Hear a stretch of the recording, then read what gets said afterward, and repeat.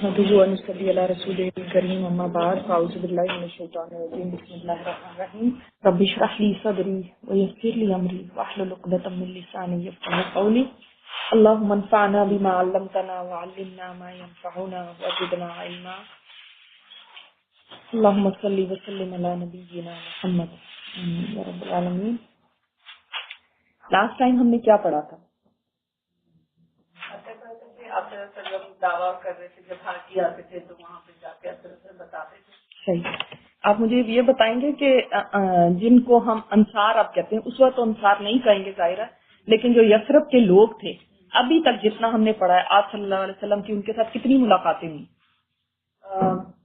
دو ہوئی ہیں. کتنی دفعہ اوتھ لیا انہوں نے؟ ایک دفعہ اوتھ لیا. یہی بات یاد رکھنی ہے آپ نے. جو پہلی دفعہ تھا وہ تو صرف ان کو تبلیغ کی تھی. دوسری دفعہ جب تھا تو پھر وہ بیعت عقبہ اولا تھی، یعنی فرسٹ بیعت تھی. اور اب آج ہم انشاءاللہ پڑھیں گے دوسری بیعت عقبہ. عقبہ کیا ہوتا ہے؟ گھاٹی جو دو پہاڑوں کے درمیان جو جگہ ہوتی ہے نا وہ کیا کہتے ہیں جی. ویلی نہیں، ویلی ڈفرینٹ ہے. ویلی وادی ہوتی ہے. یہ دو پہاڑوں کے درمیان نہیں جہاں سے لوگ پہاڑ کے اوپر چڑھ کے تھوڑی کراس کرتے ہیں، بیچ میں راستے بنے ہوتے ہیں نا کراس کرنے کے، وہ ہے گھاٹی. وہ وہاں پہ ان کی یہ بیعت ہوئی تھی نا، وہاں پہ وہ یہ بیٹھے ہوئے تھے جی. ٹھیک ہے. تو پہلی دفعہ میں کتنے لوگ مسلمان ہوئے تھے؟ تقریباً جو لوگ آئے تھے وہ 5-6 لوگ بالکل، اور وہ مسلمان ہوئے تھے. اور اس کے بعد اگلے سال 12 نبوت میں جب موسم حج تھا تو حج کے موقع پر پھر 12 لوگ آئے تھے. پھر اس کے بعد وہاں پہ انہوں نے لوگوں کو ساتھ لے کر گئے، ساتھ لے کر گئے کچھ لوگوں کو کہ ہمیں ٹیچر چاہیے ہمیں. ٹھیک ہے. اب وہ ٹیچر کون تھے جنہوں نے سب سے زیادہ وہاں پہ کام کیا اور مسلمان لوگ ہوئے؟ مصعب بن عمیر. ہاں. اب مصعب بن عمیر نے وہاں پہ جب کام کیا تو ان کے کام کرنے کے بعد اب کیا ہوا، کیا ریزلٹ ہوا؟ نیکسٹ ایئر حج جب آیا تو پھر دیکھتے ہیں کہ کتنے لوگ مسلمان ہوئے ہیں اور کیا ریزلٹ ہے. اعوذ باللہ من الشیطان الرجیم بسم اللہ الرحمن الرحیم. دوسری بیعت عقبہ پیج نمبر 153 ہے میری بک میں. موسم حج سن 13 نبوت میں یثرب کے بہت سے مسلمان اور مشرکین حج کے لیے آئے. اب دیکھیں وہ سارا، اس کا مطلب یثرب سارا کا سارا مسلمان نہیں ہوا تھا، ابھی وہاں پہ مشرکین تھے. ٹھیک ہے. مگر ہر گھر میں اسلام پہنچ چکا تھا، ہر ایک کو پیغام پہنچ چکا تھا. یہ نہیں تھا کہ پورا یثرب مسلمان ہوا. مسلمانوں نے طے کیا کہ رسول اللہ صلی اللہ علیہ وسلم کو مکہ کے پہاڑوں میں چکر کاٹتے، ٹھوکریں کھاتے اور خوف و ہراس کے عالم میں نہیں چھوڑیں گے. اب ان سے یہ برداشت نہیں تھا کہ آپ صلی اللہ علیہ وسلم اپنی جان کا خوف رکھ کے اور یہاں پہ رہ رہے ہیں اور اتنے ڈینجر میں رہ رہے ہیں، تو اب ہم ایسا نہیں، ہم برداشت کر سکتے. اب یہ دیکھیں حج پہ کون کون آیا یثرب سے؟ مسلمان بھی اور مشرک بھی. یاد رکھیں. اور مسلمانوں نے اپنا ایمان چھپایا ہوا تھا ان مشرکین، کیا ان کو نہیں پتا. چنانچہ انہوں نے آپ صلی اللہ علیہ وسلم سے درپردہ رابطہ کیا اور ایام تشریق کے درمیانے روز، ایام تشریق کون سے ہوتے ہیں؟ 9، 11، 12 اور 13. ٹھیک ہے. یعنی بالکل جب حج ختم ہونے لگتا ہے مینا میں جاتے ہیں نا ہم، تو وہ رات کے وقت جمرہ عقبہ کے پاس گھاٹی میں اجتماع منعقد کرنے پر اتفاق کیا. پھر مقررہ دن پر یہ لوگ اپنی قوم کے ساتھ اپنے ڈیروں میں سو گئے. انہوں نے جسٹ پریٹینڈ کیا ایوری تھنگ ایز نارمل چل رہی ہے. ٹھیک ہے. اور جب رات کا پہلا تہائی حصہ گزر چکا تو چپکے ایک 2 آدمی نکل کر عقبہ کے پاس جمع ہوئے. اب سمجھ آئی نا کہاں پہ جمع ہوئے، کون سی وہ جگہ؟ ہاں، وہ چپ کر کے اپنے ٹینٹس میں سے، اپنے خیموں میں سے گئے اور وہاں پہ جمع ہونے شروع ہوئے. آپ صلی اللہ علیہ وسلم کے ساتھ ان کی یہ کمیونیکیشن ہو چکی تھی کہ ہم اس رات میں آپ صلی اللہ علیہ وسلم کے ساتھ ملیں گے. اور یہ انہوں نے اپنے اندر ہی خود ڈیسائیڈ کیا تھا. آپ صلی اللہ علیہ وسلم نے نہیں ان کو کہا تھا، خود ڈیسائیڈ کیا تھا کہ اب ہم یہ نہیں ان کو اس طرح سے چھوڑ سکتے، بالکل یہاں پہ اتنے ڈینجرس حالات میں یہ رہ رہے ہیں کہ کیوں نہ ہم ان کو اپنے پاس لے آئیں. اب یہ کل 73 آدمی تھے، 73، 62 خزرج کے اور 11 اوس کے. 62 کتنے ہوتے ہیں؟ 62 اور 11 اوس کے تھے. ان کے ساتھ 2 عورتیں بھی تھی، اور عورتوں کے نام کیا ہے؟ نصیبہ بنت کعب بنو نجار سے، اور اسماء بنت عمر بنو سلمہ سے۔ اور یہ نصیبہ کون ہے؟ کسی کو پتہ ہے؟ ان کی کنیت ام عمارہ، ام عمارہ کا پتہ ہے کسی کو؟ احد میں یہ جنگ میں شریک ہوئی تھی، اور انہوں نے زخم کھائے تھے، لڑی تھی، اور بعد میں بھی تھی۔ بہت عرصے تک یہ کئی جنگوں میں حصہ لیتی رہی، حتیٰ کہ رومنز کے ساتھ لڑنے میں بھی، جنگ یرموک میں بھی یہ تھی، بیعت رضوان میں بھی یہ تھی، مطلب پیچھے نہیں یہ کبھی ہٹی ام عمارہ۔ اور اسماء بنت عمر کے بارے میں بہت زیادہ کتابوں میں نہیں ہے کچھ۔ پھر نبی صلی اللہ علیہ وسلم تشریف لائے، آپ کے ساتھ آپ کے چچا عباس بن عبد المطلب بھی تھے۔ کیسے عباس بن عبد المطلب کیا مسلمان تھے؟ عباس سے حمزہ ہو گئے تھے، عباس افریقہ کی فتح مکہ کے بعد میں نہیں، پہلے اگئے ہوئے تھے، لیکن جنگ بدر میں آپ کو پتا ہے قید ہو کے آئے تھے، اور ان کی کراہتوں کی آوازیں جب آ رہی تھی تو آپ صلی اللہ علیہ وسلم نے کہا تھا ان کی جو ان کو باندھا ہوا ہے شکل، جو ان کی زنجیریں وہ ذرا لوز کر دو، اتنی وہ کرا رہے تھے۔ تو حضرت عباس کیسے آپ صلی اللہ علیہ وسلم کے ساتھ آ گئے؟ وہ دیکھیں یہاں پہ لکھا ہوا نا، وہ ابھی تک اپنی قوم کے دین پر تھے، لیکن چاہتے تھے کہ اپنے بھتیجے کے معاملے میں موجود رہیں اور ان کے لیے ٹھوس اطمینان حاصل کر لیں۔ دیکھیں اپنے بچے کو اگر آپ بھیج رہے ہیں کہیں، اب پتا ہے کہ انہوں نے اگر وہاں چلے جانا ہے تو بھائی میں صحیح لوگوں کے پاس بھی بھیج رہا ہوں یا نہیں، کن کے حوالے کر رہا ہوں، ذرا ان کا عطا پتا ہو جائے۔ دوسری کیا بات تھی کہ حضرت عباس جو تھے یہ ٹریڈنگ کے لیے جاتے تھے، تو مدینہ والوں کے ساتھ ان کی کافی یعنی ان کو جان پہچان تھی، وہ بھی ان کو جانتے تھے، یہ ان کو جانتے تھے، تو اس لیے وہ چاہتے تھے کہ ذرا جا کے دیکھ لینا کون لوگ آ رہے ہیں وہاں سے۔ تو لیکن دیکھیں جیسے کہ ابو طالب تھے نا، حالانکہ کفر پہ رہے لیکن آپ صلی اللہ علیہ وسلم کو کیسے سپورٹ کیا، اسی طرح حضرت عباس بھی کہ جب ابھی مسلمان نہیں ہوئے پھر بھی آپ صلی اللہ علیہ وسلم کے ساتھ کھڑے ہوئے اس بات کی وجہ سے کہ ایسا نہ ہو کہ کہیں ایسے کسی خطرے میں ڈال دیں۔ سب سے پہلے حضرت عباس رضی اللہ تعالیٰ عنہ نے ہی بات کی۔ اب کیا ہے، آپ تھوڑا سا امیجن کریں کہ گھاٹی ہے اور رات کا آخری پہر چل رہا ہے، اور اس وقت یہ جمع ہوئے ہیں اور وہ بھی یہاں بیٹھے ہیں، اور آپ صلی اللہ علیہ وسلم کے ساتھ حضرت عباس یہاں پہ آ گئے۔ آپ صلی اللہ علیہ وسلم نے صرف ایسے ہی نہیں کیا، حضرت علی کو بھی کھڑا کیا کہ جسٹ واچ کہ کوئی لوگ ایسی کوئی گڑبڑ ہو تو پھر پتہ چل جائے، کیونکہ بہت خفیہ یہ سارا کچھ ہو رہا ہے نا۔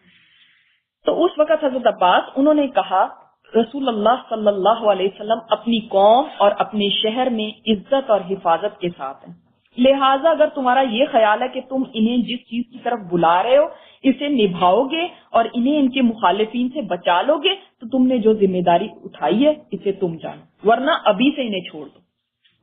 سمجھائی نا بات، کہ یہ نہ ہو کہ تم لے جاؤ وہاں پہ دوسرے انسان کو رسوا کرو یا وہاں پہ ان کی جان کی پروٹیکشن نہ کرو، تو ٹھیک ہے ابھی کم از کم اپنے قبیلے میں تو بیٹھے ہوئے ہیں، کم از کم کتنے بھی دشمن ہوں پھر بھی اپنے خون والے لوگ تو ہیں جو پھر بھی ساتھ کھڑے ہوں گے۔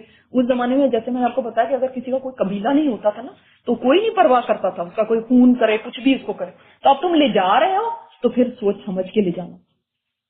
اس کے جواب میں اہل یثرب کے ترجمان حضرت برا بن معروف، یہ ان کے سردار تھے سمجھ لیں، انہوں نے کہا ہم صدق و وفا کا اور رسول اللہ صلی اللہ علیہ وسلم کے لیے اپنی روحیں نچھاور کرنے کا ارادہ رکھتے ہیں، لہٰذا اللہ کے رسول آپ بات کریں اور اپنے لیے اور اپنے رب کے لیے جو عہد و پیمان پسند ہو لیجیے۔ وہ کہہ رہے تھے کہ آپ ٹھیک ہے آپ بیچ میں سے ہٹ جائیں، یا رسول اللہ آپ بتائیں کہ آپ کس کنڈیشن پہ ہمارے پاس آئیں گے، کوئی شرائط رکھیں گے نا، کس کنڈیشن پہ آئیں گے ہمارے پاس، ہم آپ کو لے جانے کو تیار ہیں، ہم اپنی جانیں نچھاور کرنے کو تیار ہیں، تو آپ بات کریں۔ اس کے بعد رسول اللہ صلی اللہ علیہ وسلم نے گفتگو فرمائی، آپ نے قرآن کی تلاوت کی سب سے پہلے تو، اور اس کے بعد اللہ کی طرف دعوت دی، اسلام کی رغبت دلائی اور اپنے رب کے لیے عہد لیا۔ اب آپ صلی اللہ علیہ وسلم نے فرمایا کہ یہ ہے عہد، یہ میری یعنی شرائط ہیں جن کے اوپر میں تمہارے ساتھ یہ جو بیعت لوں گا جس چیز کے اوپر۔ نمبر 1، تنہا اسی کی عبادت کرو گے اور اس کے ساتھ کسی چیز کو شریک نہیں کرو گے۔ اہل یثرب نے کہا ہم کس چیز پر آپ سے بیعت کریں، تو رسول اللہ صلی اللہ علیہ وسلم نے فرمایا چستی اور سستی، ہر حال میں بات سنو گے اور مانو گے، یعنی سمعنا و اطعنا پہ، کہ کبھی بات کو ریجیکٹ نہیں کرو گے۔ تنگی اور خوشحالی، ہر حال میں مال خرچ کرو گے۔ نمبر 3، بھلائی کا حکم دو گے اور برائی سے روکو گے۔ نمبر 4، اللہ کے راستے میں اٹھ کھڑے ہوگے اور اس کے بارے میں کسی ملامت گر کی ملامت تمہیں نہیں روکے گی، یعنی کچھ بھی ہو جائے، کوئی کتنا بھی برا بھلا کرے، اللہ کے راستے میں کھڑے ہونے کے لیے تم پرواہ نہیں کرو گے۔ اور جب میں تمہارے پاس آ جاؤں، یہ سب سے اہم ہے، تو میری مدد کرو گے، اور جس چیز سے اپنی جان اور اپنے بال بچوں کی حفاظت کرتے اس سے میری حفاظت کرو گے، یعنی جیسے تم پروٹیکشن دیتے ہو نا اپنے بال بچوں کو، اس طرح تم مجھے پروٹیکٹ کرو گے۔ یہ کتنی بڑی بات تھی، کوئی سمپل بات نہیں ہے، یعنی اس طرح سے اپنے آپ کو، اپنی جانوں کو، اپنی جیسے انسان اپنے بچوں کے لیے کوئی چیز کا نقصان یا کوئی چیز کی تکلیف کو سوچتا نہیں ہے کہ نہیں یہ میرے بچے، میں نے ان کے لیے کرنا ہے، اس طرح تم آپ صلی اللہ علیہ وسلم کے لیے سٹینڈ کرو گے اور تمہارے لیے جنت ہے۔ اور حضرت عبادہ رضی اللہ تعالیٰ عنہ سے ایک روایت میں ہے کہ ہم نے اس بات پر بھی بیعت کی کہ حکومت کے بارے میں اہل حکومت سے نزاع نہ کریں گے، یعنی کوئی جھگڑا نہیں کریں گے ہم۔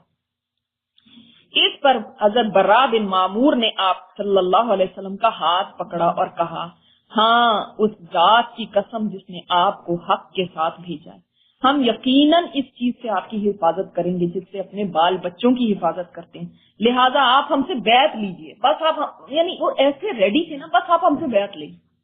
ہم اللہ کی قسم فرزندان ضرب و حرب ہیں، یعنی ہم جنگ کے بیٹے ہیں، جو کہتے ہیں نا کہ یعنی اتنے زیادہ یہ جنگجو اور جنگ میں اتنے ماہر تھے، اور ہتھیار ہمارا کھلونا ہے، ہم کیوں جنگ سے لڑیں، جنگ سے کیوں ہم ڈریں گے؟ ہماری یہی ریت باپ دادا سے چلی آ رہی، یعنی جنگ کرنا، آپ کے لیے کھڑے ہونا، آپ کے لیے لڑائی کرنا، یہ ہمارے لیے کوئی پرابلم نہیں ہے۔ اتنے میں ابو الحیثم بن تیہان نے بات کاٹتے ہوئے کہا، اب یہ تو ایک دم جوش میں بول رہے ہیں نا، تو وہ انہوں نے کہا کہ ایک منٹ، پہلے بات کاٹی، انہوں نے کہا، اے اللہ کے رسول، ہمارے اور کچھ لوگوں کے درمیان عہد و پیمان کی رکھیاں، اس زمانے میں کانٹریکٹس ہوتے تھے نا، کوئی حلیف ہوتے تھے کسی کے ساتھ، کوئی کچھ ہوتے تھے، اور اب ہم انہیں کاٹنے والے ہیں۔ ظاہر ہے جب آپ صلی اللہ علیہ وسلم کو لے جائیں گے تو کون عہد و پیمان رکھے گا، سب کٹ آف ہو جائیں گے۔ تو کہیں ایسا تو نہیں کہ ہم ایسا کر ڈالیں پھر اللہ آپ کو غلبہ عطا کر دے اور آپ ہمیں چھوڑ کے اپنی قوم کے پاس پلٹ جائیں۔ سبحان اللہ۔ آپ نے، میں نے آپ کو لاسٹ ٹائم بتایا تھا نا قبیلے کی بات، کندہ قبیلے کی، جنہوں نے کیا کہا تھا کہ جب آپ کو فتح مل جائے گی تو پر آپ ہمیں حکومت دیں گے۔ ان کو حکومت کی تھی، ان کو کیا ہے، جب آپ کو غلبہ مل جائے گا تو یہ تو نہیں کہ آپ ہمیں چھوڑ کے چلے جائیں۔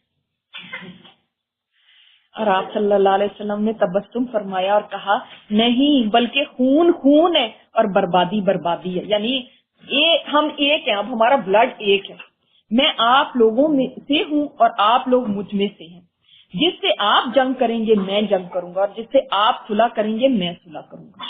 یعنی اتنی بڑی بات تھی، اور اس بارے میں پھر میں آپ کو یہ بتانا چاہتی ہوں کہ واقعی یہ بات پھر سچ ثابت کی آپ صلی اللہ علیہ وسلم نے کہ فتح مکہ کے وقت، دیکھیں مکہ فتح ہو چکا ہے، آپ صلی اللہ علیہ وسلم اپنی لینڈ میں ہیں، یہ وہ مکہ جس کو آپ چھوڑنے پہ راضی نہیں تھے، اور جب جا بھی رہے تھے ہجرت کر کے، ہم انشاءاللہ پڑھیں گے تو کیسے آپ نے مڑ کے دیکھا تھا اور کہا تھا کہ مکہ میں تمہیں کبھی نہ چھوڑتا اگر یہ لوگ نہ مجھے یہاں سے نکال۔ تو آپ صلی اللہ علیہ وسلم نہیں جانا چاہتے تھے، اب تو وہ کانکر ہو گیا، اب تو وہ فتح ہو گیا، اب کون سی چیز روک رہی ہے؟ وہی گھر ہے جس میں رہا کرتے تھے حضرت خدیجہ کے پاس ساتھ، اور وہی گھر ہے جس میں ابو طالب کے پاس رہا کرتے تھے، اپنا بچپن گزارا، اپنی جوانی گزاری، نبوت یہاں پہ ملی، اتنے یہاں پہ ایک انسان کا سمجھ لیں اس کی ہوم لینڈ وہاں پہ آ گیا، تو اب تو کوئی نہیں روکنے والا تھا کہ یہاں پہ نہ اسٹے کرتے، لیکن آپ صلی اللہ علیہ وسلم نے فتح کیا اور واپس گئے کیونکہ ان کے ساتھ عہد کیا ہوا تھا۔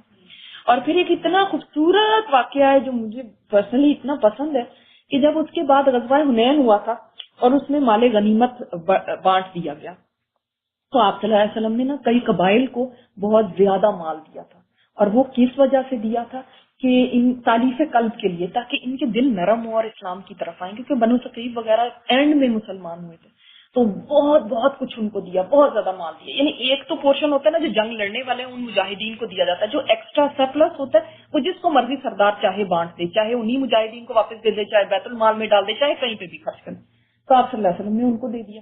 تو اب اس وقت تھوڑے سے، میں نے آپ کو پہلے بھی بتایا، تھوڑے سے انصار میں نا کچھ انسان تو تھے ہی نا، تھوڑے گلے شکوے ہونے لگے کہ یہ کیا بات ہوئی، جس وقت قربانی کا وقت تھا، مصیبت کا وقت تھا، اس وقت تو ہم نے ساتھ دیا، اب جب مال بٹنے کا وقت آیا، جب پھل کھانے کا وقت آیا تو یہ پیارے ہو گئے۔ تو آپ صلی اللہ علیہ وسلم تک کسی نے یہ بات پہنچا دی، اور جب آپ صلی اللہ علیہ وسلم کو معلوم ہوا تو آپ نے فرمایا کہ ان کو جمع کرو، اور جب سب کو جمع کر دیا گیا تو آپ نے فرمایا اے انصار کے لوگوں، تم کیا باتیں کر رہے ہو؟ تمہیں کون سی بات ناگوار گزری ہے؟ جب میں تمہارے پاس آیا تھا تو کیا تم گمراہ نہیں تھے؟ اللہ نے میرے ذریعے تمہیں ہدایت دی۔ کیا تم غریب نہیں تھے؟ اللہ نے میرے ذریعے تمہیں مالدار کیا۔ کیا تم آپس میں دشمن نہیں تھے؟ اللہ نے تمہارے دلوں کو جوڑ دیا۔ آپ کو بتایا تھا نا کہ جنگ بواس ہوئی تھی اور اس کے اندر ان کے بہت خون خرابہ ہوا تھا۔ تو انصار نے کہا اللہ اور اس کے رسول کا بے پناہ فضل و احسان ہے۔ پھر آپ نے فرمایا اے انصار کے لوگوں، اللہ کی قسم اگر تم چاہو تو تم کہہ سکتے ہو، اور تم کہو تو تم ٹھیک کہو گے اور میں تمہاری تصدیق کروں گا۔ تم کہو اے محمد آپ اس سال میں ہمارے پاس آئے تھے، کیا آپ کو لوگ جھٹلا رہے تھے اور ہم نے آپ کی تصدیق کی، اور آپ بے یار و مددگار آئے تھے اور ہم نے آپ کی مدد کی، اور آپ دھتکارے ہوئے تھے اور ہم نے آپ کو پناہ دی، اور آپ نادار تھے اور ہم نے آپ کی غمخواری کی۔ اے انصار کے لوگوں، کیا تم صرف دنیا کی حقیر سی چیز کے بارے میں مجھ سے ناراض ہو گئے، جس کے ذریعے میں نے کچھ لوگوں کی دلجوئی کی ہے تاکہ وہ اسلام لے آئیں، اور تمہیں تمہارے اسلام کے حوالے کر دیا؟ اے انصار کے لوگوں، کیا تم اس بات پہ راضی نہیں ہو کہ لوگ بکریاں اور اونٹ لے کر جائیں اور تم اللہ کے رسول کو اپنے گھر لے کر جاؤ؟ اس ذات کی قسم جس کے قبضے میں محمد صلی اللہ علیہ وسلم کی جان ہے، جو چیز تم لے کر واپس جاؤ گے اس سے کہیں زیادہ بہتر ہے جو لوگ واپس لے کر جائیں گے۔ اگر ہجرت نہ ہوتی تو میں بھی انصار کا ایک آدمی ہوتا۔ اگر لوگ ایک وادی اور ایک گھاٹی میں چلیں گے اور انصار دوسری وادی اور گھاٹی میں چلیں گے تو میں انصار کی وادی اور گھاٹی میں چلوں گا۔ انصار میرے قریب ترین ہے اور دوسرے لوگ ان کے بعد ہیں۔ اے اللہ انصار پر رحم فرما، ان کے بیٹوں پر، ان کی بیٹیوں پر، ان کی اولادوں پر رحم فرما۔ اور آپ صلی اللہ علیہ وسلم کی بات یہ سن کے وہ اتنا روئے، ان کی گاڑیاں آنسوں سے بھیگ گئی، اور وہ کہہ رہے تھے ہم آپ کی تقسیم پہ راضی ہیں۔ اور واقعی پھر آپ صلی اللہ علیہ وسلم کو وہ لے کر گئے، دنیا دولت کو لے گئے، اور وہ کس کو لے کر گئے؟ اس ذات کو کہ آپ صلی اللہ علیہ وسلم کی دیکھیں وفات بھی وہی ہوئی، اور آج مدینہ کی جو اہمیت ہے وہ کس وجہ سے؟ آپ صلی اللہ علیہ وسلم کی وجہ سے، ورنہ کون پوچھتا اس جگہ؟ تو وہ کہتے ہیں کہ آپ صلی اللہ علیہ وسلم نے فرمایا کہ میں یعنی تمہیں کبھی نہیں چھوڑ کے جاؤں گا، جب ایک دفعہ تم مجھے لے جاؤ گے تو میں نہیں تمہیں چھوڑوں گا۔ ٹھیک اس فیصلہ کن لمحے میں حضرت عباس بن عبادہ بن نضلہ رضی اللہ تعالیٰ عنہ آگے بڑھے۔ انہوں نے کہا آپ لوگ جانتے ہیں ان سے کس بات پر بیعت کر رہے ہیں؟ ان سے سرخ و سیاہ یعنی سارے انسانوں سے جنگ پہ بیعت کر رہے ہیں۔ وہ کھڑے ہوئے اور انہوں نے یہ کہا لوگوں تمہیں سمجھ بھی ہے تم کس بات پہ بیعت کر رہے ہو؟ یہ کوئی معمولی بات نہیں، سمجھ لو کہ پوری دنیا سے تم نے جنگ مول لے لی، کیونکہ ساری دنیا دشمن ہو جائے گی نا۔ آپ آج کے وقت میں دیکھیں کوئی ایک انسان ہے جو وانٹیڈ ہو ساری دنیا میں، وہ کسی جگہ جا کے چھپ جائے، پوری دنیا اس کے پیچھے بھاگے۔ آپ نے ایسا ہسٹری میں ابھی دیکھا نا ریسنٹلی کیسے لوگ اس کو ڈھونڈتے تھے۔ تو اسی طرح آپ صلی اللہ علیہ وسلم کے کسی قوم کے پاس جانا کوئی معمولی بات نہیں تھی، سمجھنے سب بھوکے بھیڑیوں کی طرح ان کے اوپر پل پڑتے، یہ آپ ان کو لے گئے، کیسے آپ نے ان کو پناہ دے دی؟ اس لیے اگر آپ کو اندازہ ہے کہ جب آپ کے اموال کا صفایا کر دیا جائے گا اور آپ کے اشراف قتل کر دیے جائیں گے، جو آپ کے بڑے بڑے لوگ ہیں نا ان کو قتل کر دیا جائے گا، تو آپ ان کا ساتھ چھوڑ دیں گے تو پھر ابھی سے چھوڑ دیں، یعنی اگر کل کو تم نے ان کا ساتھ چھوڑنا ہے نا تو بیٹر کہ آج ہی تم چھوڑ دو، کیونکہ یہ دنیا اور آخرت کی رسوائی ہے اگر تم نے اوتھ لے کے اس کے بعد ان کا ساتھ چھوڑا تو۔ اور اگر آپ لوگوں کا یہ خیال ہے کہ مال کی تباہی اور اشراف کے قتل کے باوجود آپ عہد نبھائیں گے تو پھر انہیں لے لیجئے، کیونکہ واللہ دنیا اور آخرت کی بھلائی ہیں۔ واقعی جو ان کو لے گیا اور پھر اس نے دنیا، جب وہی میں آپ کو پہلے بھی شاید بات کرتی ہوں، جب مدینہ جاتے ہیں اور ان لوگوں کو دیکھتے ہیں تو سوچتے ہیں اللہ یہی وہ لوگ ہوں گے ان میں سے جنہوں نے میرے نبی کو پناہ دی، یہ انہی کی اولادیں ہیں۔ سبحان اللہ۔ نہیں، یہ عباس بن عبد المطلب نہیں ہے، عباس بن عبادہ یہ انصار میں سے، جن کو ہم اب انصار کہتے ہیں، یہ ان میں سے، ابھی ہم ان کو انصار نہیں کہیں گے، ٹھیک ہے، انصار اس وقت ہوں گے جب مائگریشن کے بعد۔ تو لوگوں نے کیا کہا؟ لوگوں نے کہا ہم انہیں مال کی تباہی اور اشراف کے قتل کے خطرے کے ساتھ لیتے ہیں، چاہے ہمارے مال لٹ جائیں، ہمارے لوگ قتل ہو جائیں۔ اللہ کے رسول بتائیے اس کے بدلے میں ہمارے لیے کیا ہے؟ اور وہ ایک لفظ جو وہ سننا چاہتے تھے وہ آپ صلی اللہ علیہ وسلم نے اپنے منہ سے نکالا، جنت۔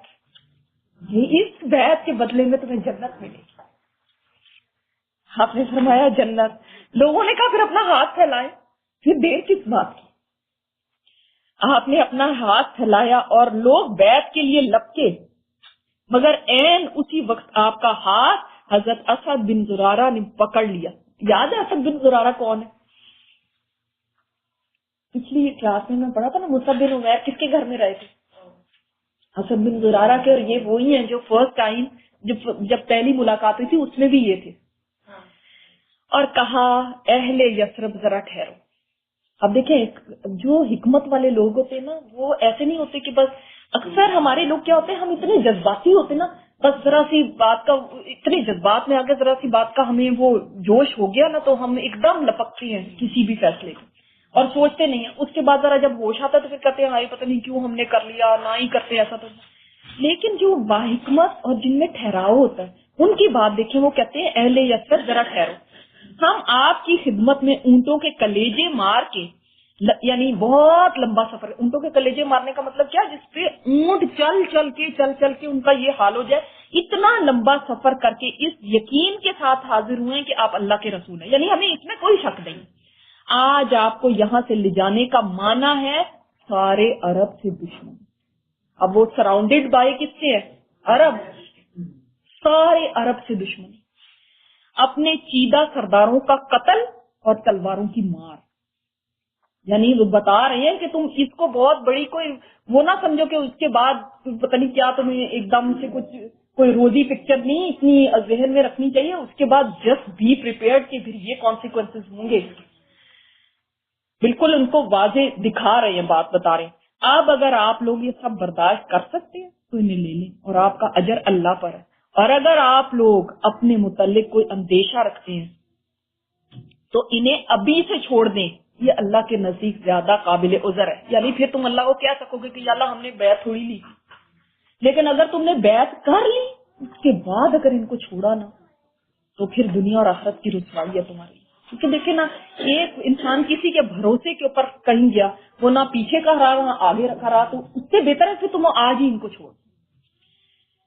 اللہ اکبر، ان کو کیا پتا تھا کہ رات کے اس پہر میں جو بات وہ بول رہے ہیں، کس طرح آج یہ سوچ رہی تھی کہ 2015 میں کوئی لوگ بیٹھے ہوئے کہیں ان کے نام لے رہے ہوں گے، اور رات کے بعد ایسا وقت ہے جس وقت ابھی اسلام کا کوئی نام ایسا نہیں ہے کہ کوئی بہت اس کی وجہ سے لوگوں کو ہار پہنائے جا رہے ہوں یا بڑی تعریفیں ہوں یا اسلام کا بول بالا ہو یا کچھ ہو۔ یہ اس وقت وہ دین ہے جو ابھی اٹھ رہا ہے۔ اسی لیے وہ لوگ جو جب کوئی بھی تحریک اٹھتی ہے اس وقت اس کے ساتھ ہوتے ہیں نا، جو ان کا مقام ہوتا ہے سابقون الاولون کا، بعد والوں کا نہیں ہو سکتا، جو شروع میں اس کے ساتھ لگتے ہیں۔ بعد میں تو لوگ دیکھا دیکھی بھی لگ جاتے ہیں۔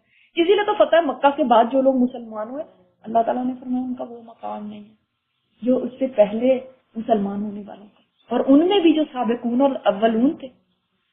تو یہ رات کے وقت، اس وقت یہ ایک بیعت لے رہے، سوچیے 12 تاریخ ہوگی، چاند بھی ہوگا، اندھیری رات ہے، چاند کی روشنی ہے، اس میں یہ تھوڑے سے لوگ بیٹھے ہیں اور بیعت کر رہے ہیں۔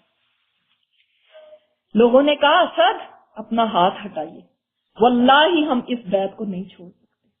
سبحان اللہ، نہ توڑ سکتے ہیں۔ اس کے بعد ایک ایک آدمی نے اٹھ کے بیعت کی، اور راجے ترین قول کے مطابق سب سے پہلے بیعت کرنے والے خود حضرت اسد بن زرارہ تھے۔ ایک قول یہ بھی ہے کہ عبد الحیثم بن تیہان تھے، اور ایک قول یہ ہے برا بن معرور تھے۔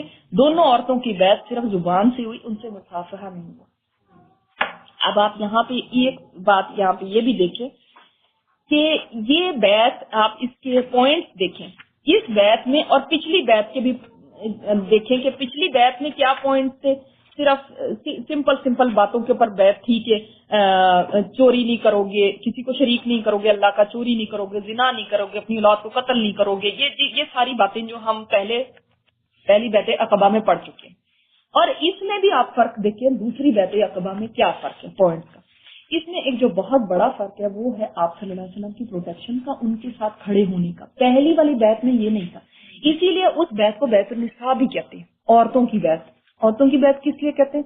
یعنی اس میں کوئی فائٹنگ، کوئی لڑنے مرنے، کوئی جنگ، اس طرح کی کوئی بات نہیں، سمپل سمپل بس بیسک اسلامک پرنسپلز کے اوپر بات تھی، بھئی اچھے رہو، زنا نہیں کرو، قتل نہیں کرو، چوری نہیں کرو، مطلب جو ایتھکس ہوتی ہیں، ٹھیک ہے، وہ ان باتوں کے اوپر بیعت تھی۔ لیکن دوسری والی میں یہ تھا کہ ہم ان کے لیے کھڑے ہوں گے، اور یہ جنگ پہ تھی، اور اس پہ عورتوں نے بھی بیعت کی۔ یہ بڑی بات ہے۔ ہاں، یہ دو عورتوں کے نام ہیں نا جو شروع میں آئے ہیں، نصیبہ بنت کعب اور اسماء بنت عمر۔ جب شروع کا پیج ہم نے دیکھا نا تو اس میں یہی دو عورتیں ہیں نا جنہوں نے بیعت کی، تو عورتوں نے بھی کی، اور دیکھیں انہوں نے اس کو نبھایا۔ میں نے آپ کو بتایا نا جنگ احد میں بھی شامل ہوئی اور آپ صلی اللہ علیہ وسلم کے ڈیفینس میں کھڑی ہو گئی تھی ام عمارہ، اور انہوں نے 12 زخم اپنے اوپر کھائے تھے، سبحان اللہ۔ اور ان کے بیٹے کو بھی مسلمہ کذاب نے شہید کر دیا تھا، ان کی آنکھوں کے سامنے ان کے بیٹے کے ٹکڑے ٹکڑے کر دیے تھے۔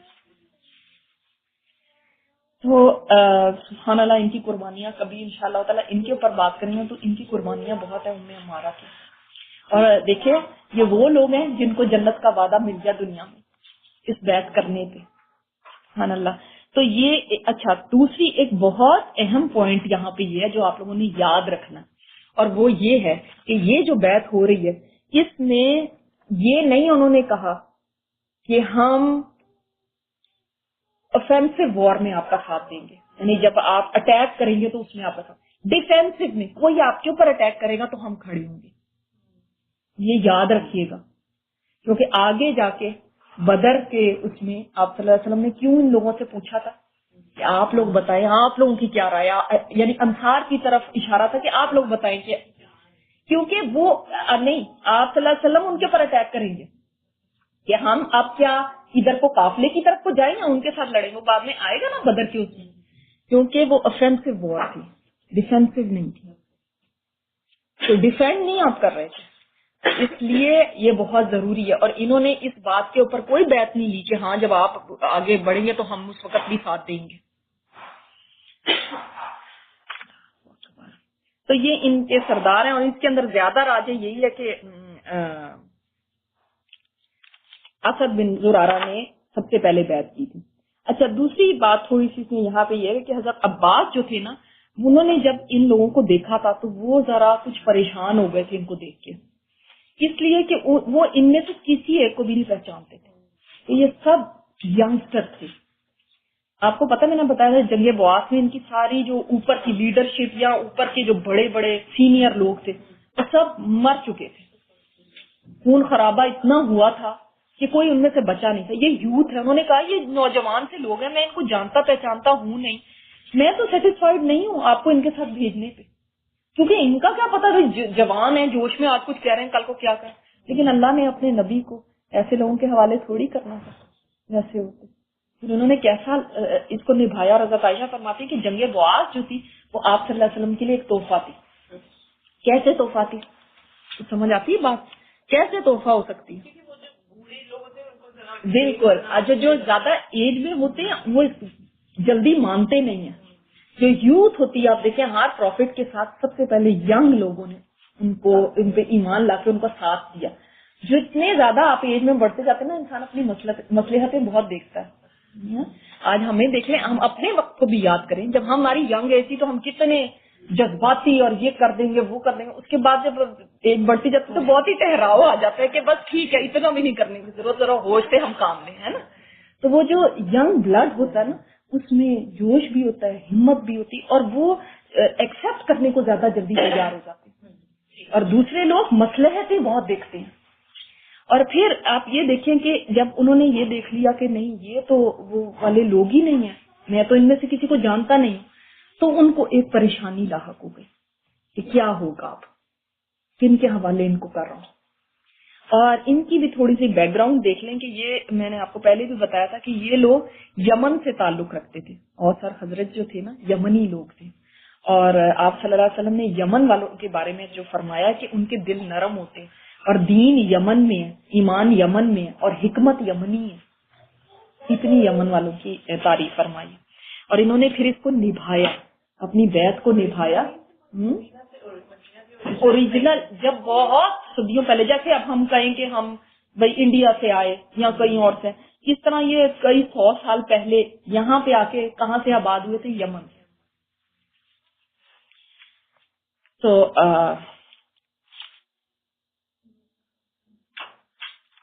اب کیا ہوا؟ 12 نقیب بیعت مکمل ہو چکی تو رسول اللہ صلی اللہ علیہ وسلم نے لوگوں سے طلب کیا کہ وہ اپنے آپ میں سے 12 نقیب پیش کریں، یعنی سمجھ لیں کہ جیسے ہم نے اس کے بارے میں پڑھا بھی تھا قرآن کریم میں کہ نقیب یعنی سمجھ لیں انچارج، 12 انچارج جو اپنی قوم کے نگران اور ان کے معاملات کے ذمہ دار ہوں۔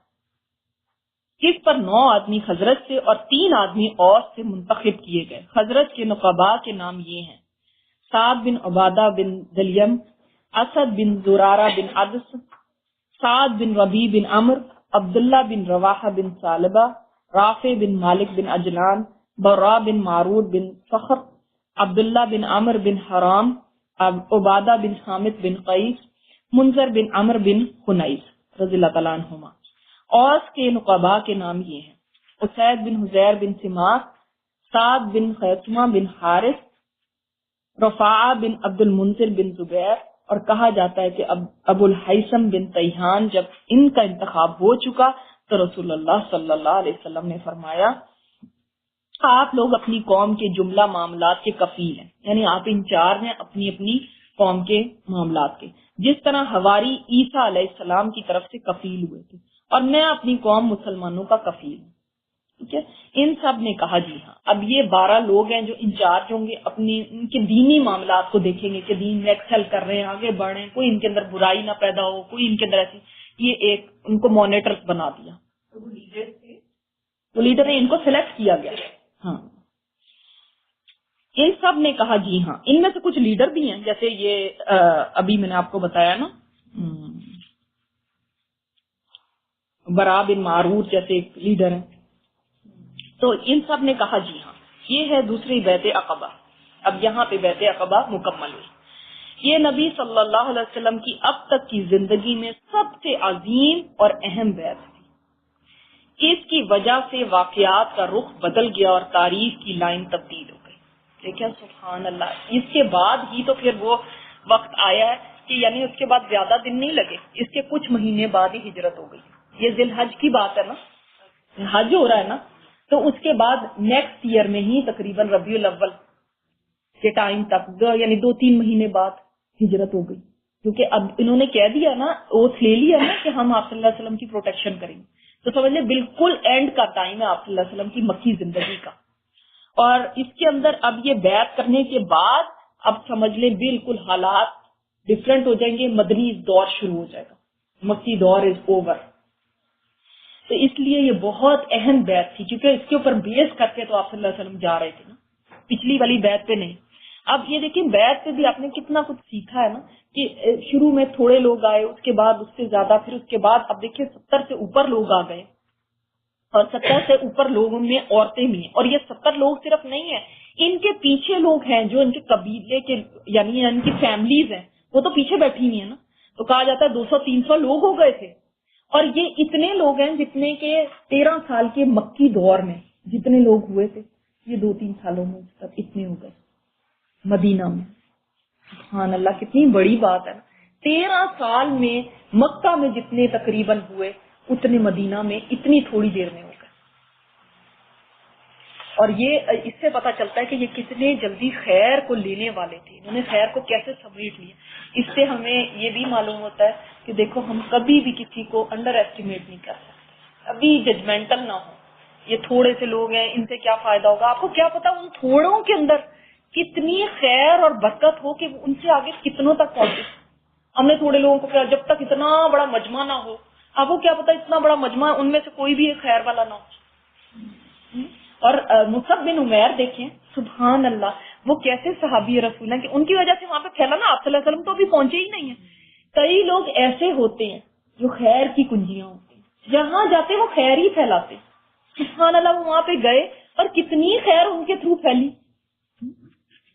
اور پھر یہاں پہ یہ بھی دیکھیں کہ 2 عورتیں تھیں جن کا اسپیشلی یہاں پہ کہا گیا آپ صلی اللہ علیہ وسلم نے ان سے بیعت ہاتھ ٹچ کر کے نہیں کی, ورنہ نبی کریم صلی اللہ علیہ وسلم تو تمام مومنوں کے باپ ہیں, ٹھیک ہے, اور وہ عورتوں کے ساتھ کوئی ایسی بات نہیں تھی, امتی ہیں. لیکن اتنے بڑے مقام پہ ہو کہ اتنے تقوی کے باوجود آپ صلی اللہ علیہ وسلم نے مصافحہ نہیں کیا. تو اب پھر آج کے وقت میں ایک عام مسلمان کے لیے الاؤڈ ہو سکتا ہے کہ وہ کسی عورت کو ٹچ کرے اور اس کے ساتھ ہاتھ ملائے, یا ہم عورتیں کسی مرد کے ساتھ ہاتھ ملائیں؟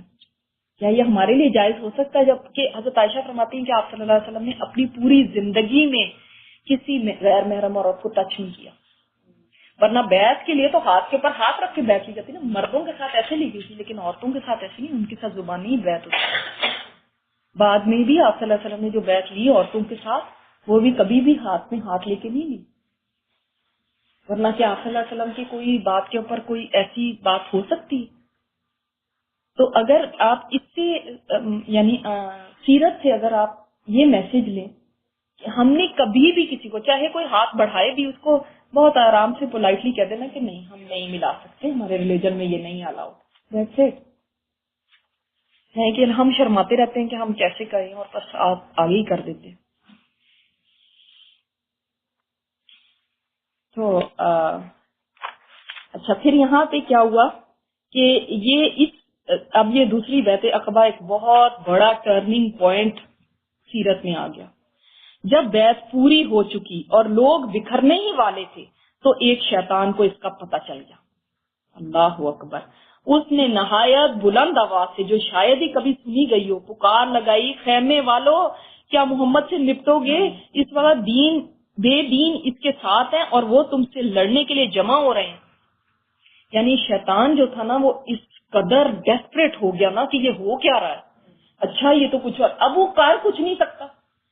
حالانکہ دیکھیں شیطان کبھی بھی سامنے آ کے کوئی چیز نہیں کرتا, ہمیشہ چھپا رہتا ہے نا, لیکن وہ اس قدر ڈیسپریٹ ہو گیا کہ اس نے ایک چیخ لگائی. آپ سوچیں رات کے اندھیرے میں سناٹے میں کوئی چیخ لگا کہے کہ دیکھو دیکھو یہ سارے جمع ہو رہے ہیں تمہارے پر حملہ کرنے کے لیے. رسول اللہ صلی اللہ علیہ وسلم نے فرمایا او اللہ کے دشمن میں تیرے لیے جلد ہی فارغ ہو رہا ہوں. آپ نے فرمایا تھا یہ اس جگہ کا شیطان ہے, اس گھاٹی کا, اس جگہ کا وہ شیطان تھا, اور اس نے یہ پکار لگائی تھی. اور لوگوں سے فرمایا کہ اپنے اپنے ڈیروں پر چلے جائیں, جلدی سے چلے جائیں. اور جا کے چنانچہ یہ لوگ اپنے اپنے ٹھکانوں پر واپس جا کر سو گئے اور وہیں صبح کی.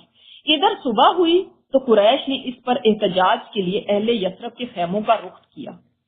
کیا ہوا تھا, قریش نے صبح کو ہر کیمپ میں اپنے لوگ بھیجے کہ بتاؤ تم میں سے کوئی تھا جو رات کو اس سے ملا ہے آپ صلی اللہ علیہ وسلم سے, محمد صلی اللہ علیہ وسلم سے رات کو جو کوئی ملا ہے, کوئی اس کا علم ہے؟ انہوں نے کہا ہمیں تو کوئی نہیں پتا, ہمیں کوئی نہیں پتا. اب وہ آئے ان کے جب خیمے پہ آئے نا یثرب والوں کے, اور انہوں نے یہ پوچھا.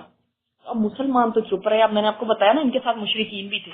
مشرکین یثرب نے کہا یہ باطل خبر ہے, ایسی کوئی بات ہوئی ہی نہیں ہے. جبکہ مسلمانوں نے چپ سادے رکھی, خاموش ہے, اور ان کو نہیں پتا مشرکین کو کہ یہ مسلمان ہے, مل جل کے آئے سارے. چنانچہ قریش نے مشرکین کی بات سچ سمجھی اور نامراد واپس چلے گئے. لیکن بعد میں قریش کو یقینی طور پہ معلوم ہو گیا کہ خبر صحیح ہے. ظاہر ہے وہ تو بعد میں تو پتہ چل گیا کچھ عرصے بعد ہی. چنانچہ ان کے سواروں نے تیز رفتاری سے اہل یثرب کا پیچھا کیا اور سعد بن عبادہ اور منذر بن عمر کو اذاخر کے پاس جا لیا. لیکن منذر بن عمر نے انہیں بے بس کر دیا اور نکل بھاگے. البتہ سعد پکڑے گئے اور انہیں باندھ کر مارتے اور بال گھسیٹتے ہوئے مکہ لے جایا گیا. لیکن وہاں مطعم بن عدی, پھر سے دوبارہ وہی نام آیا نا, مطعم بن عدی اور حارث بن حرب نے انہیں چھڑا دیا کیونکہ وہ ان دونوں کے قافلوں کو مدینہ میں پناہ دیا کرتے تھے. آپ یہ دیکھیں گے یہ لوگ احسان کو بہت یاد رکھتے تھے. کسی کا احسان ہوتا تھا نا تو اس کو بھولتے نہیں تھے, اس کا بدلہ ضرور دیتے تھے. اب ان کو یہ ہے کہ دیکھو انہوں نے ہمارے قافلوں کو پناہ دیا کرتے تھے مدینہ میں, تو ان کا ہمارے پر احسان ہے, ہم یہ احسان نہیں اس طرح سے بھول سکتے. ادھر انصار نے ارادہ کیا کہ مکہ پر دھاوا بول دیں، مگر اتنے میں حضرت سعد آتے دکھائی دیے، لہذا تمام لوگ بخیریت مدینہ روانہ ہو گئے۔ اور یہ بھی کہا جاتا ہے، بعض سیرہ کی کتابوں میں یہ بھی ہے کہ جب شیطان نے زور سے آواز لگائی اور یہ اس طرح سے ہوا کہ لوگ اب ایک دم اٹھ جائیں گے اور کچھ ہو نہیں جائے، تو یہ جو لوگ آپ صلی اللہ علیہ وسلم کے پاس تھے، یثرب والے، انہوں نے آپ صلی اللہ علیہ وسلم سے کہا کہ کیوں نہ ہم پہلے حملہ کر دیتے، ہمارے پاس ہتھیار بھی ہیں۔ اس وقت ظاہر حج میں تو کوئی ہتھیار کی ضرورت نہیں ہوتی، مگر اس لیے رکھے ہوتے تھے کہ کوئی ایسے راستے میں کوئی جانور یا کوئی اس طرح حملہ کرے تو اس کے لیے رکھے ہوتے تھے۔ انہوں نے کہا ہمارے پاس ہتھیار بھی ہیں، ہم حملہ کر سکتے ہیں۔ دوسرے یہ لوگ سوئے ہوئے ہیں، بے خبر ہے، ابھی غافل ہیں، نہ ان کے پاس ہتھیار ہے نہ یہ ابھی پریپیئرڈ ہیں اس کے لیے، تو ہم ایک دم اوپر سے ان کو لے لیتے ہیں۔ تو آپ نے فرمایا نہیں، مجھے اس چیز کا تو نہیں حکم دیا گیا کہ میں ایسا کام کروں خون خرابے کا۔ جی آج جو لوگ اس چیز کو بیس بنا کے کرتے ہیں نا کہ غفلت میں کسی کو جا لیا، اگر آپ صلی اللہ علیہ وسلم چاہتے تو اس وقت خون خرابہ کر کے ان کے ساتھ بھاگ جاتے وہاں سے، ہے نا، یہ آسان تھا نا، ان کو لے کے اور بھاگ جاتے، بیعت تو انہوں نے کر لی تھی، لیکن نہیں، فرمایا نہیں، مجھے اس کا نہیں حکم ہے کہ اسلام خون خرابے کا دین نہیں ہے۔ تو وہ جب انہوں نے جب دیکھا نا کہ وہ تو آ ہی نہیں رہے اور وہ تو ان کو لے گیا، تو اب یہ انصار نے کہا کہ ہم جا کے مدینہ مکہ میں حملہ کر لیتے، مگر اتنے میں اللہ تعالیٰ کی مشیت دیکھے کہ حضرت سعد آتے ہوئے دکھائی دیے اور تمام لوگ بخیریت مدینہ روانہ ہو گئے۔ مسلمانوں کی ہجرت۔ اس کے بعد کیا ہوا کہ عقبہ کی اس دوسری بیعت کے بعد عام مسلمانوں نے مدینہ کے لیے ہجرت شروع کر دی، جبکہ بعض صحابہ رضی اللہ تعالیٰ عنہم اس سے پہلے ہی ہجرت کر چکے تھے۔ آپ کو پتا ہے نا، جیسے مصعب بن عمیر تھے، عبداللہ بن ام مکتوم، یہ اور بھی کئی مسلمان پہلے جا چکے تھے، اور رسول اللہ صلی اللہ علیہ وسلم کو بھی مسلمانوں کا دارالہجرت دکھایا جا چکا تھا، اور آپ صلی اللہ علیہ وسلم ان کو اس کی خبر بھی دے چکے تھے۔ آپ صلی اللہ علیہ وسلم نے فرمایا، میں نے دیکھا ہے کہ میں مکہ سے ایک ایسی زمین کی طرف ہجرت کر رہا ہوں جہاں کھجورے ہیں، میرا خیال ہے کہ یمامہ یا ہجر ہے، لیکن وہ مدینہ تھا۔ اب کیا ہوا، آپ صلی اللہ علیہ وسلم نے اس بیعت کے بعد مسلمانوں کو جمع کیا، ان کو کہا کہ آپ لوگ ایسا کریں، ہجرت شروع کر دیں۔ تو مسلمانوں نے ہجرت شروع کر دی، اور آپ کو یہ خواب بھی دکھایا گیا تھا کہ یہ زمین ہوگی ایسی جس میں کھجورے، اور ایک اور روایت میں ہے کہ مجھے تمہارا دارالہجرت دکھایا گیا، دو ہروں لاوے کی چٹانوں کے درمیان ایک نشیبی زمین ہے، اب وہ یا تو ہجر ہے یا یثرب۔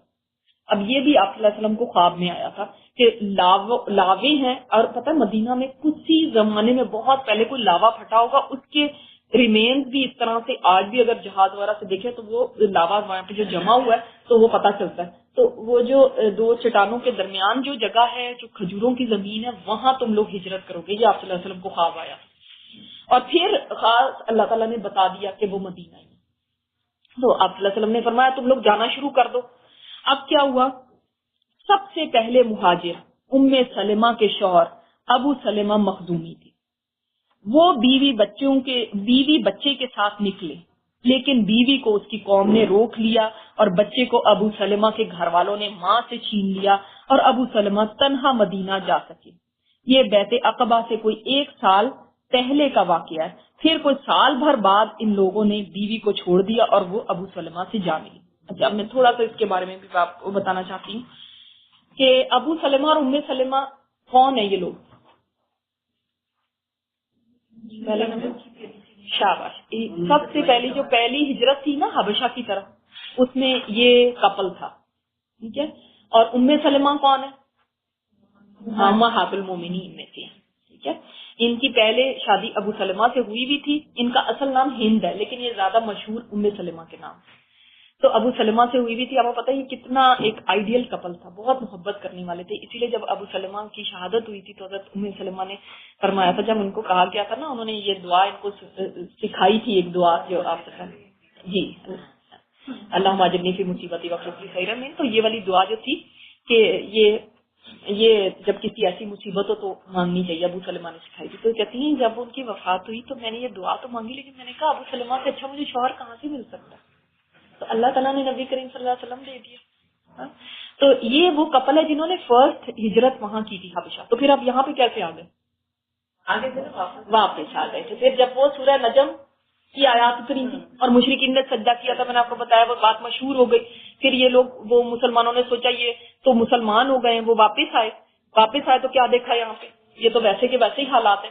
اور پھر یہ بھی کہا جاتا ہے کہ پھر اس کے بعد ان کے اوپر ابو سلمہ کے اوپر بہت زیادہ ٹارچر ہوتا تھا، کیونکہ یہ قریش میں سے نہیں تھے. یہ بھی کہا جاتا ہے کہ قریش کے اندر سے نہیں تھے. ام سلمہ سے ان کی شادی ہوئی تو یہ پھر ادھر ہی انہوں نے یہ قبیلہ اڈاپٹ کر لیا تھا ایک طرح سے. پہلے یہ زمانے میں بھی ہوتا تھا، بیوی کے قبیلے کے ساتھ جا کے مل جاتے تھے، انہیں کے ساتھ رہنا شروع کر دیتے تھے. تو یہ یہاں پہ آ کے رہ رہے تھے. تو اتنا زیادہ ان کے اوپر ظلم ہوتا تھا اسی وجہ سے کہ یہ قریش نہیں تھے. اور اس کے بعد پھر اب یہ جب اجازت مل گئی، جب پتا ہے کہ اب مدینہ جا سکتے، ہجرت کر سکتے ہیں، تو یہ لوگ ہجرت کے لیے نکلے.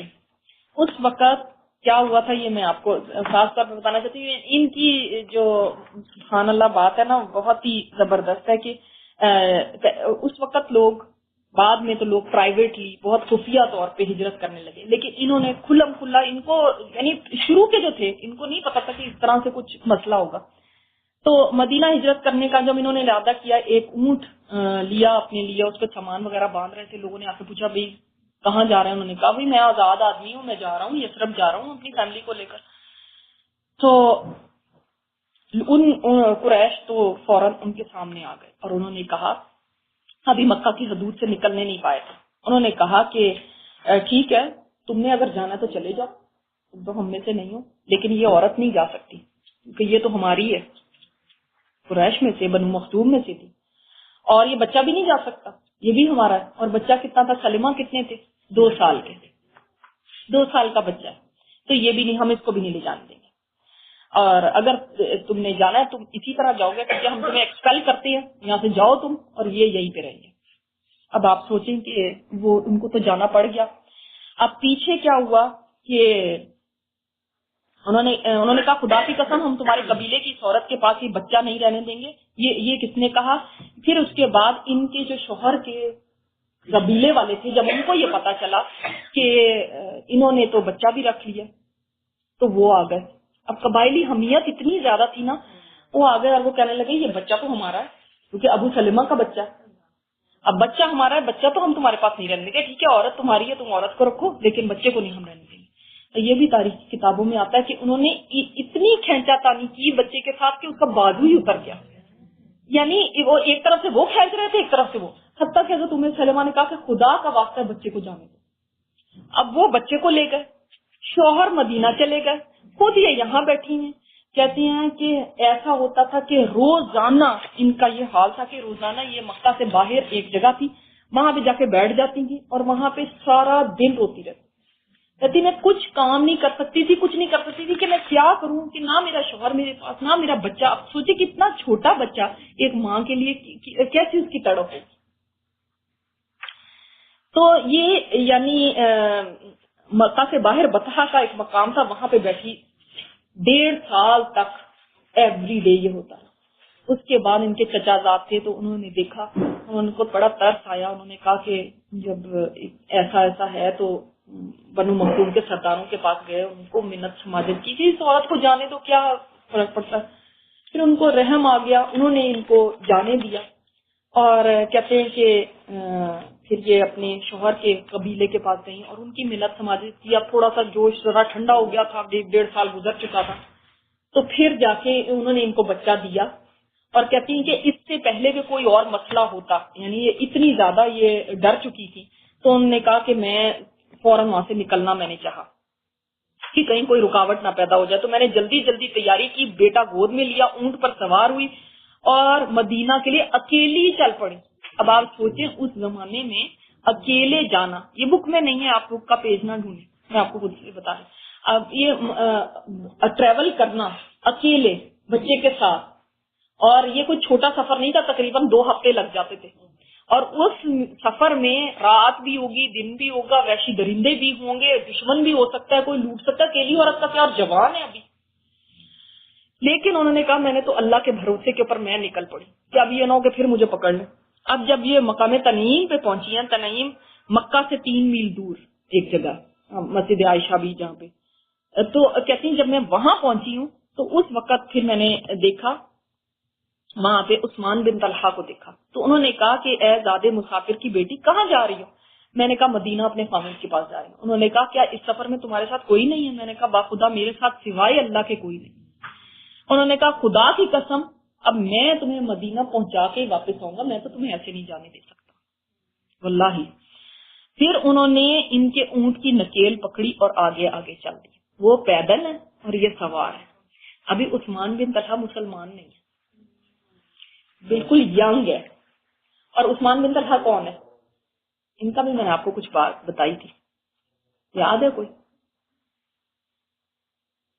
چابی ہے کسی کے پاس؟ چابی کعبہ کی چابی جو تھی نا وہ ان کے پاس تھی.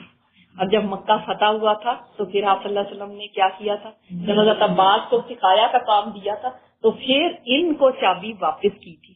یہ چابی ان کے پاس, اور وہ ایکسپیکٹ بھی نہیں, بالکل نہیں کر رہے تھے چابی کو.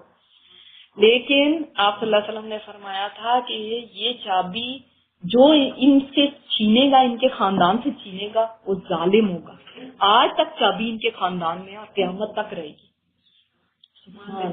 عثمان بن طلحہ, تو یہ وہ عثمان بن طلحہ ہے. دیکھیے اس وقت بھی خیر تھی, ورنہ وہ کیئر ایک عورت جا رہی ہے ہمیں کیا, اور اوپر سے ہمارے تو دین پہ بھی نہیں ہے, مسلمان بھی نہیں ہے, اور کون اتنی مصیبت کرے کہ 2 ہفتے کا سفر کر کے جائے, اور وہ بھی پیدل. کس کو کیا مصیبت پڑی. لیکن خیر جب کسی کے اندر ہوتی ہے نا, اللہ تعالیٰ کیسے دیکھے سبحان اللہ ان کو ریوارڈ کرتا ہے, سبحان اللہ. تو پھر انہوں نے, وہ یہ ایسے انسان تھے کہ فرماتے ہیں کہ میں نے ان سے زیادہ نیک دل اور شریف انسان کوئی نہیں دیکھا کہ سارا راستہ وہ خاموش رہے سوائے اس کے کہ جب رات ہوتی تھی اونٹ کو بٹھانا ہوتا تھا تو اس کو بیٹھنے کا کہتے تھے, اور وہ جا کے درخت کے نیچے پڑ جاتی تھی بچے کو لے کے, اور یہ اونٹ کے پاس ہو جاتے تھے. پھر جب یثرب قریب آ گیا اور دور سے مکان اس کے نظر آنے لگے تو پھر کہنے لگے وہ جدھر تمہارا شوہر ہے یثرب وہ آ گیا, تو اب تم جا سکتے. پھر ان کا اونٹ آگے کر دیا, خود واپس چلے گئے. سبحان اللہ. یعنی وہ کافر ہو کے بھی کتنی خیر تھی. تو جو کفر میں اچھے ہوتے ہیں نا وہ اسلام لا کے بھی اچھے ہوتے ہیں. اور پھر اللہ تعالیٰ نے, اور معمولی تھوڑی نہیں, اللہ تعالیٰ نے پھر ان کی دیکھیے نکاح آپ صلی اللہ علیہ وسلم کے ساتھ ہوا تو امہات المومنین ہماری ماؤں میں سے ایک ہے جن کے ساتھ انہوں نے اتنی بڑی خیر کی تھی, تو اللہ تعالیٰ نے تو ان کو نوازنا تھا نا. اور اس کے بعد ابو سلمہ کے بعد عامر بن ربیعہ اور ان کی بیوی لیلا بنت ابی حسم اور عبداللہ بن ام مکتوم رضی اللہ تعالیٰ عنہم نے ہجرت کی. اچھا, اب عامر بن ربیعہ اور لیلا کے بارے میں کچھ جانتے ہیں؟ کوئی بات ہوئی تھی ان کے بارے میں پہلے؟ چلے لیلا کے بارے میں. ایک عورت تھی, وہ اپنا سامان اونٹ کے اوپر رکھ رہی تھی کہ حضرت عمر پاس سے گزرے, ہجرت حبشہ ہونے والی تھی, تو انہوں نے پوچھا, جب سوال جواب ہوئے اور انہوں نے کہا کہ میں اللہ کے حوالے کرتا ہوں. پھر جب ان کے شوہر آئے واپس تو انہوں نے کیا کہا تھا کہ مجھے آج لگا کہ عمر کے ایٹیچیوڈ میں کچھ فرق تھا. انہوں نے کہا خطاب کا گدھا بھی جو ایمان لے آئے گا لیکن عمر نہیں ایمان لے کر آئے گا. یہ وہی کپل ہے. انہوں نے پہلی ہجرت حبشہ کی, اس کے بعد پھر واپس آئے جب وہ پتا چلا کہ یہ لوگ شاید مسلمان ہو گئے. اس کے بعد سیکنڈ جب حبشہ کو ہجرت تھی اس میں بھی یہ شامل تھے.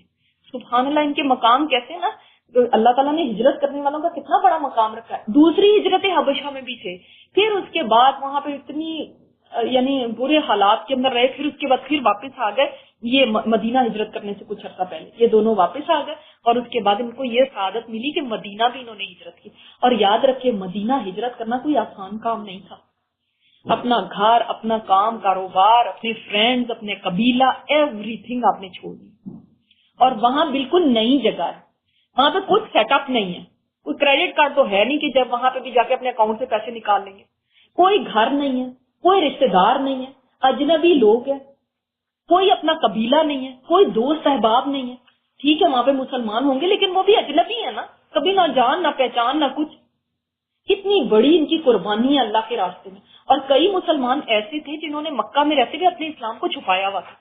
وہ چپ چپ کے اپنا اندرون خانہ اپنی عبادت نماز کر لی, لیکن کسی کو نہیں پتا تھا یہ مسلمان ہو گئے. اگر وہ چاہتے تو وہ مکہ میں ہی رہتے, چھپ چھپا کے اپنا کرتے رہتے, تھوڑی ان کو کوئی مسئلہ ہو رہا تھا. لیکن وہ چاہتے تھے کہ دین کو مکمل طور پہ پریکٹس کریں, اس لیے انہوں نے بھی کہا ہم ہجرت کر لیتے. کتنی بڑی قربانی. ہم آج دیکھیں کہ ہم اپنے دین کے لیے کس قربانی کرنے کو کس حد تک تیار ہوتے ہیں. انہوں نے تو اتنی بڑی قربانی دے ڈالی. ہم کس حد تک، ہم تو اتنی سی بھی جہاں پہ ذرا سی بھی کوئی مشکل آ رہی ہو اس کو بھی ہم اتنا پہاڑ بنا لیتے ہیں کہ ہائے پھر کیا ہوگا، ہم یہ کیسے کریں گے، میرا یہ مسئلہ، میرا وہ مسئلہ. ان کے دیکھیں واقعی یہ قربانی ہے. ہماری چیزوں کو قربانی نہیں کہہ سکتے. یہ جو چھوٹے چھوٹے ہمارے مسئلے آتے ہیں یہ قربانی کوئی نہیں ہے، یہ بس انکنوینئنسز ہیں.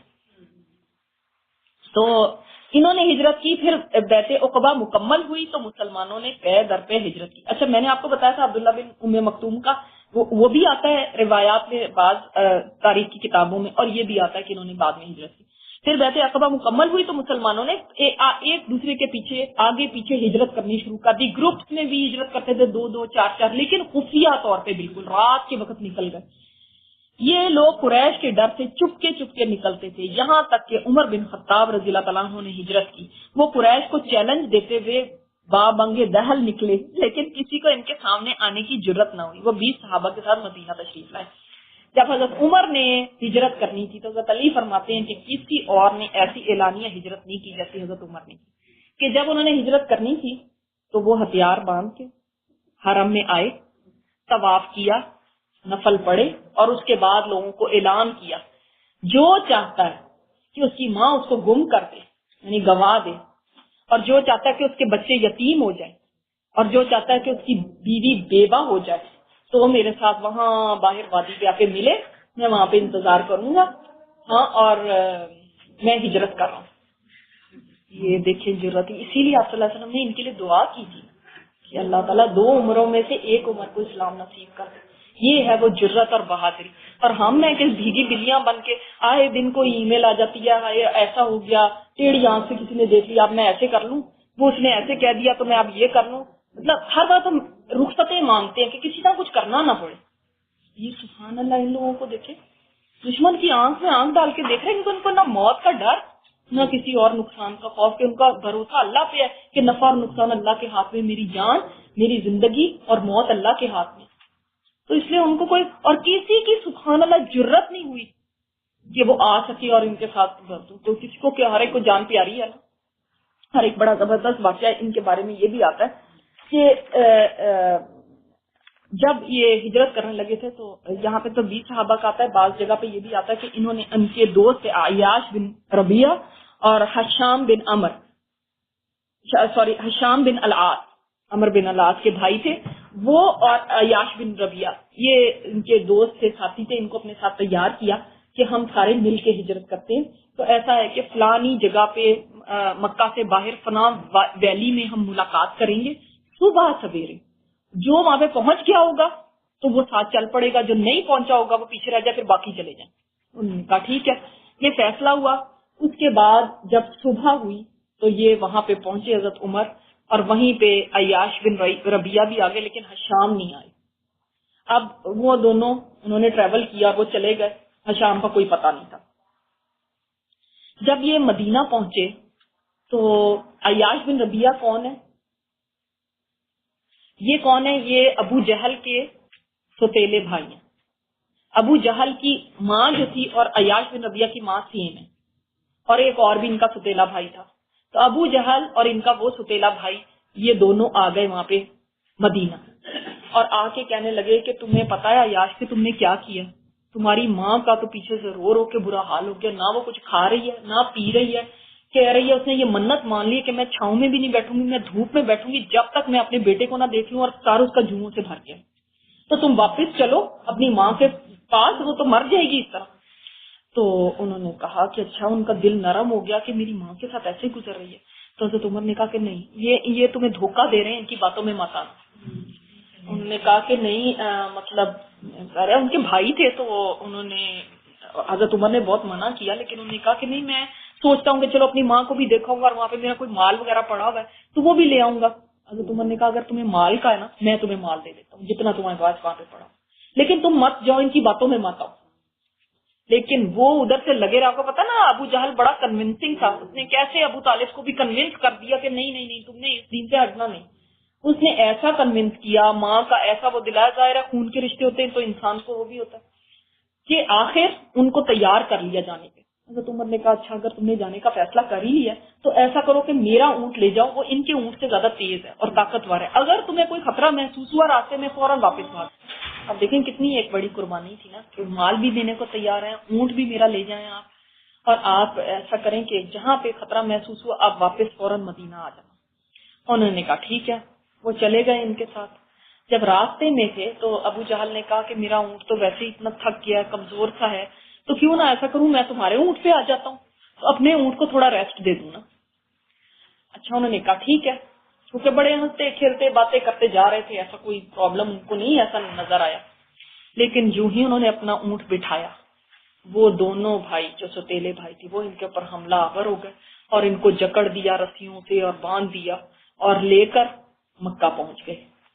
مکہ پہنچ کے انہوں نے ان کو یعنی بالکل بندھے ہوئے قیدی کی طرح گرفتار لے کر آئے اور پورے مکہ کا چکر لگا کے بولتے جاتے تھے یہ ایسا سلوک کرتے ہیں ہم اپنے بے وقوفوں کے ساتھ، اور ان کو قید میں ڈال دیا۔ جس جگہ قید میں ڈالا، جو جگہ قید کے لیے تیار کی گئی تھی، وہاں پہ پتا چلا کہ وہ حشام تو یہاں پہ پڑے ہیں، ان کو بھی قید میں ڈالا۔ تو ان دونوں کو قید میں ڈال دیا گیا اور آپ صلی اللہ علیہ وسلم کو ان کا ابھی آپ صلی اللہ علیہ وسلم تو ہیں مکہ میں ہی ہے نا موجود، ابھی تو ہجرت نہیں ہوئی، ابھی تو یہ مسلمان جا رہے ہیں ہجرت کر کر کے۔ آپ کو پتا ہے آپ صلی اللہ علیہ وسلم تو بالکل سمجھ لیں آلموسٹ لاسٹ ون میں سے تھے جو مکہ سے گئے، کیونکہ بہت ہی کم لوگ رہ گئے تھے، سبھی جا چکے تھے۔ تو آپ صلی اللہ علیہ وسلم کو اتنا ان کا رنج تھا اور اتنی ان کی فکر تھی نا کہ ہجرت کے وقت بھی آپ صلی اللہ علیہ وسلم کو قنوت نازلہ کرتے تھے اور کہتے تھے یا اللہ تعالیٰ یہ مستضعفین ہیں، کمزوروں کے اوپر تو رحم فرما اور ان کی مدد فرما۔ تو بعد میں پھر حضرت خالد بن ولید کے جو بھائی ہیں ولید بن ولید جو کہ مسلمان ہو چکے تھے، آپ صلی اللہ علیہ وسلم روز پوچھتے تھے کہ کوئی ہے جو ان کو بچا کے لائے، کوئی ہے جو ان کو چھڑا کے لائے، تو کوئی بھی نہیں تھا جو جا سکتا تھا، کیونکہ ایک تو یہ کہ وہ ابو جہل کی اور ان کے سمجھ لیں ڈین میں ایک میں ہاتھ ڈالنا ہو گیا، شیر کے اس میں غار میں یعنی اس میں جانا ہو گیا، ان کو چھڑانا کوئی آسان کام تو نہیں تھا۔ لیکن جب ولید بن ولید اس سے راضی ہوئے اور وہ گئے اور انہوں نے پہلے پتہ چلایا کہ کہاں پہ قید ہیں، وہاں سے ان کو چھڑایا اور ان کو بھگا کے لے گئے مدینہ۔ پھر تو یہ ان کی سٹوری تھی بیچ میں۔ تو سبحان اللہ ایسے لوگوں کے ساتھ ہوا۔ غرض سارے مسلمانوں نے مدینہ ہجرت کی، عام مہاجرین حبشہ بھی مدینہ آ گئے، یعنی جو حبشہ میں تھے نا ابھی تک وہ بھی، ان کی بھی اکثریت مدینہ آ گئی۔ مکہ میں صرف ابو بکر، علی، صہیب اور زید بن حارثہ باقی رہ گئے، یا پھر وہ کمزور مسلمان جو ہجرت کی طاقت نہیں رکھتے تھے۔ پھر ابو بکر صدیق رضی اللہ تعالیٰ عنہ نے بھی ہجرت کا قصد کیا، انہوں نے بھی ارادہ کر لیا تھا، مگر نبی صلی اللہ علیہ وسلم نے فرمایا ذرا رکے رہو، توقع ہے یعنی امید ہے کہ مجھے بھی اجازت دے دی جائے گی۔ ابو بکر صدیق رضی اللہ تعالیٰ عنہ نے کہا میرے ماں باپ آپ پہ فدا، آپ کو اس کی توقع ہے؟ آپ نے فرمایا ہاں۔ چنانچہ ابو بکر صدیق رک گئے تاکہ رسول اللہ صلی اللہ علیہ وسلم کے ساتھ سفر کریں۔ ان کے پاس 2 اونٹنیاں تھیں، انہیں سفر ہجرت کے لیے ببول کے پتے کھلا کھلا کے خوب تیار کیا۔ سبحان اللہ کہ اب یہ ہجرت کے لیے کام آئیں گی نا، تو وہ پہلے سے انہوں نے تیاری شروع کر دی۔ الحمدللہ سبحانک اللہم و بحمدک نشہد ان لا الہ الا انت نستغفرک و نتوب الیک۔ ربنا تقبل منا انک انت السمیع العلیم وتب علینا انک انت التواب الرحیم۔ صلی اللہ تعالی علی خیر